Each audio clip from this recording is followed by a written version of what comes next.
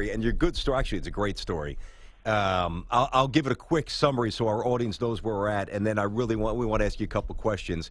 So the other night, the home opener against Mississippi Valley State, right before the opening tip, the Kent State basketball players went into the stands and encouraged, whether it's the student body, just general paying customers of the fans of the team, and they found people of the opposite race, different ethnicities, and encouraged them to come on the court in a sign of solidarity and racial unity. Yes. Now, first of all, it's an amazing gesture. You actually came up with this idea, and you brought it to the coach. How did you even think about this? What propelled it for you? What propelled it was because everybody came to the locker room talking about what happened with the football player taking a kneel, and then I'm seeing all kind of other stuff happening. And I was like, yeah, I like the stand and whatever, but I was like, I feel it could have been done a different way. And I was like, I know friends, not my family haven't did anything to serve for the country, but I know friends them who family serve. And I was like, I don't want to disrespect them. I don't know if they're going to feel some type of way if I do take a kneel or whatever.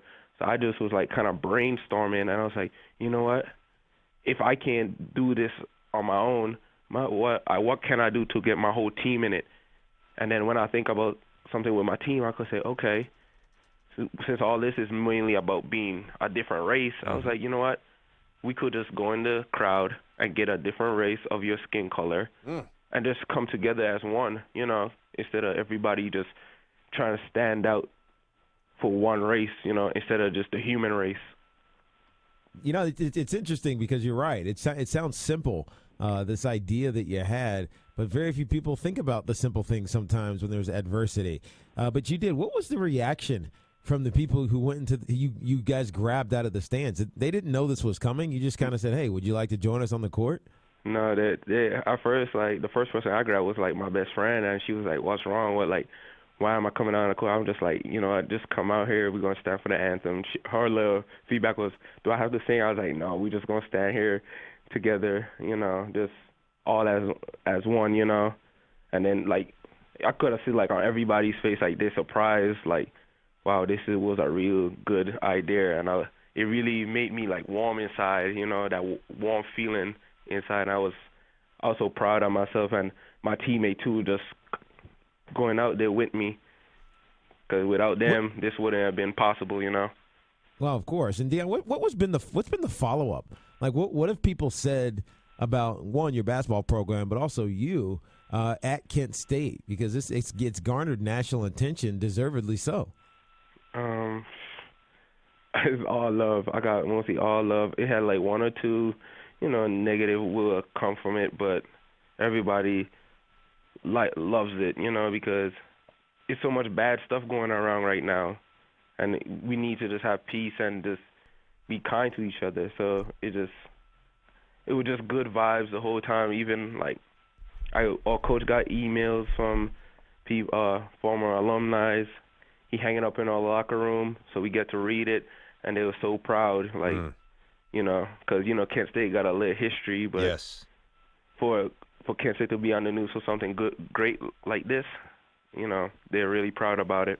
Oh, and you should be, and well-deserved. We're talking to Deon Edwin, plays for Kent State, and he's with us here on Tiki and Tierney, CBS Sports Radio. I was looking at your website, the Kent State website, and I went to Team Picture just to get a sense of the composition of the roster, white and black players. And from my count, I saw 3 white kids. I saw primarily African-Americans. I'm curious, and you're from the Virgin Islands. You were born there. Without conversation, we get nowhere. And it's got to be a two-way street. And I've said this many times, and I'm sure you sense this as well, even though you're still a young man and somewhat insulated on a college campus.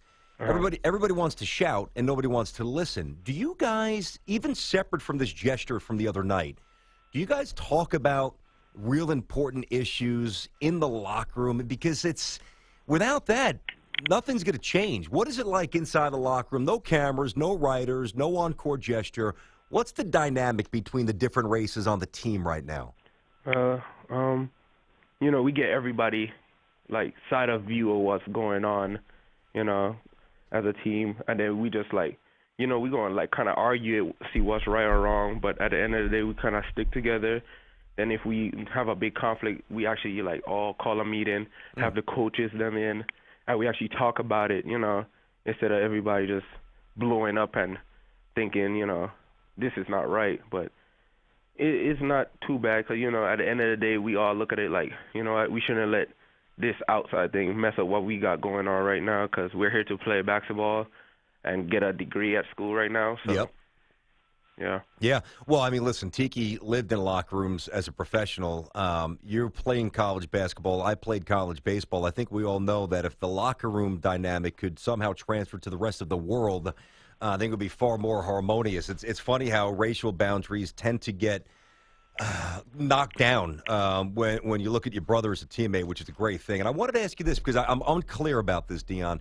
When you guys go into the stands, was it just the student body or was it everybody? Pretty much everybody. Like, it's just random. You just pick a random person. I saw Jimmy got the old president. So Adonis got, I don't know the kid name, got a kid who was on crutches. It was just, who was it? Kevin got a little kid.